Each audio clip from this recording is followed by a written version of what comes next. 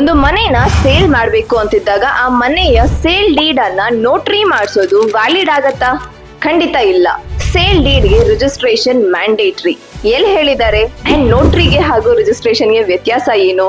So ಕೆಲವು documents notary ಮಾಡಿಸಿದ್ರೆ valid ಆಗತ್ತೆ. That is power of attorney ಆಗಿರಬಹುದು, ಅಥವಾ ಕೋರ್ಟ್ಗೆ ಅಟ್ಯಾಚ್ ಮಾಡುವಂತ ಅಫಿಡವಿಟ್ಸ್ ಆಗಿರಬಹುದು, ಲೋನ್ ಇಂಡೆಮ್ನಿಟಿ ಡಾಕ್ಯುಮೆಂಟ್ಸ್ ಆಗಿರಬಹುದು.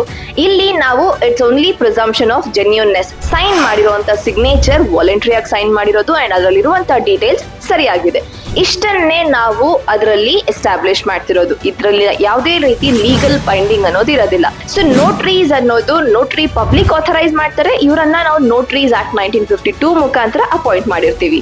ಬಟ್ ಯಾವ್ದೆಲ್ಲ ಡಾಕ್ಯುಮೆಂಟ್ಗೆ ರಿಜಿಸ್ಟ್ರೇಷನ್ ಮ್ಯಾಂಡೇಟರಿ ಅಂತ ಹೇಳುತ್ತೆ, ಆ ಡಾಕ್ಯುಮೆಂಟ್ಸ್ಗೆ ರಿಜಿಸ್ಟ್ರೇಷನ್ ಬೇಕೇ ಬೇಕು.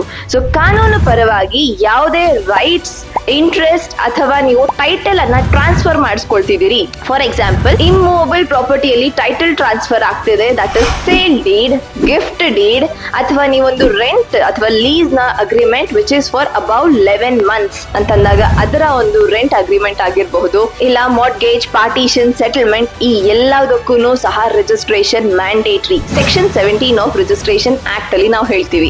ಸೊ ರಿಜಿಸ್ಟ್ರೇಷನ್ ಅನ್ನೋದು ರಿಜಿಸ್ಟ್ರಾರ್ ಅಥವಾ ಸಬ್ ರಿಜಿಸ್ಟ್ರಾರ್ ಆಫೀಸ್ ಅಲ್ಲಿ ನಡೆಯುತ್ತೆ. ಅಂಡ್ ಇವರನ್ನ ನಾವು ರಿಜಿಸ್ಟ್ರೇಷನ್ ಆಕ್ಟ್ 1908 ನ ಮುಖಾಂತರ ಅಪಾಯಿಂಟ್ ಮಾಡಿರ್ತೀವಿ.